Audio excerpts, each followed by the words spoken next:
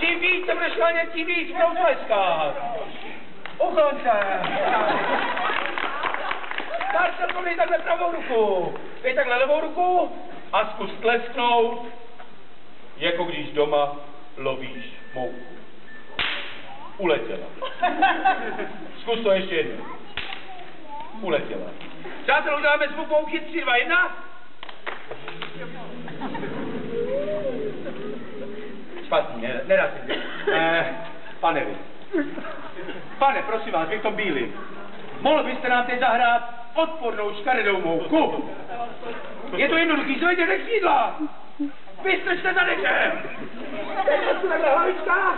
Výborně, dobrý, zapřuček. Počkejte, pane, já jsem chtěl mouku, nejde byla, jo? Teď jste dobrý.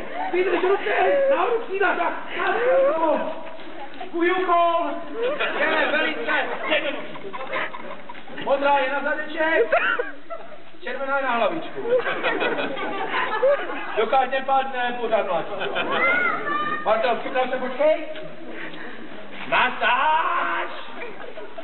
3, 2, 1, Marcelo, běž!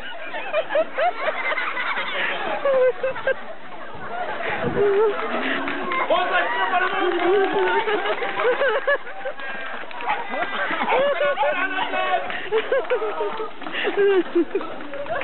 Dáme protest pro pana Mouku, byl výborný! Marcelko! Tvůj úkol není, aby se vyhodila mouchy. Tvůj úkol je, aby tady roztleskala diváky. Protože podle toho, jak ty rychle budeš tleskat, podle toho já tady budu rychle žonglovat, jo? Hele, když to vyjde, dostaneš dárek. Když to nevyjde, dostaneš ho taky. Jo? Marcelko, připravená? Lidi, jste připravení? Budete tleskat? Děti, budete tleskat? Děti, budete tleskat? Paní, budete tleskat? Ať vám řeknu. Tak, přátelé, připravíme se. 3, 2. Pan Mouka už se nachystal, že jo? 3, 2, 1, Ela, hopla. To byla zkouška. Teprve teď pojedeme na ostro. Přátelé, nejprve pomalu, a pak můžeme zrychlovat, jo? 3, 2, 1. Marcelko, můžeš si dát?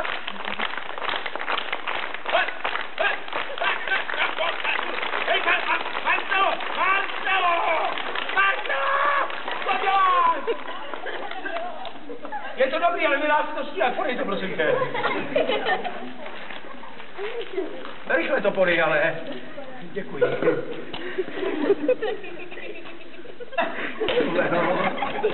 Moje oblíbená kuželka. Děkuji. Haló?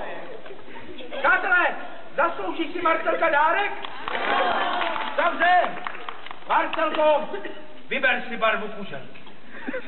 Modrá, dobře. Marcelko, jsi tady s nějakým partnerem, přítelem, manželem? To je sama. Sama! To je velmi dobře. Modrou vítáš, jo? Marcelko, je tady odměna. Je to motivace na krásný letní večer ve dvou. Počkej. 3, máš tak? Nemáš, já jo. 3, 2, 1, Ela, kam jdeš? 3, 2, 1, Ela. Hopla, je to tvoje!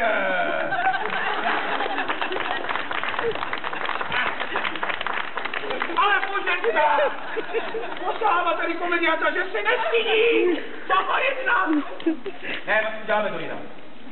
Prosím tě, já jsem jediný komediant ve střední Evropě, který dokáže číst myšlenky.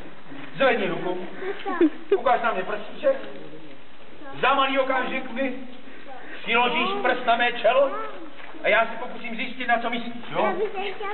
Jdeme na to, pojď.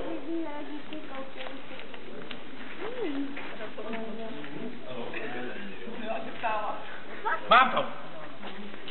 Chcete vědět, na co tato dáma myslí? Chcete to vědět všichni? Ano. Ano? Dobře, je to velice jednoduché. Děti, zvedněte ruce. Strčte si prsty do uší. A teď vám řeknu, na co tady ta dáma myslela. Ne, já vám to samozřejmě neřeknu. Já vám to tady rovnou vytvořím. Je to velice jednoduché, poměrně. Nic moc složitýho. Přátelé, dospělí se dovtípí a děti časem pochopí.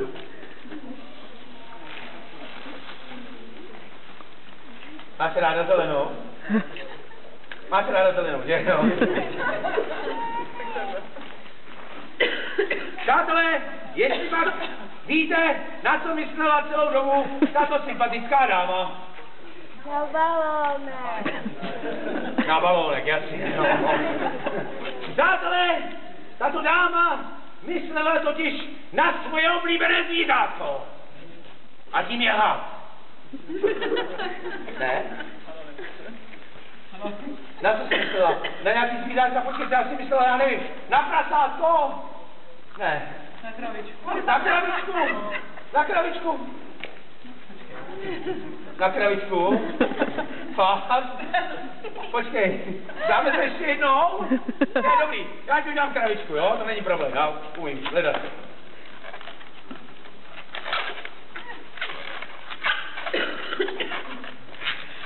Přátelé, Mařenka a její kravička!